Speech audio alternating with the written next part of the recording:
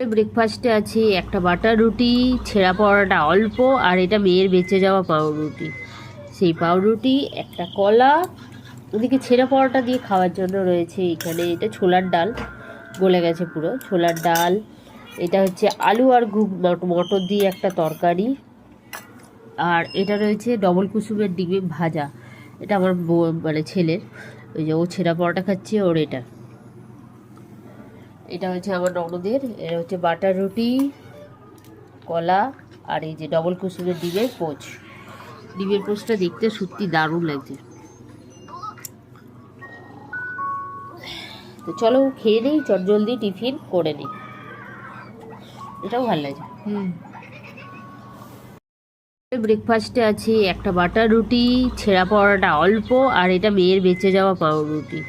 সেই পাউরুটি, একটা কলা, ওদিকে ছেঁড়া পরোটা দিয়ে খাওয়া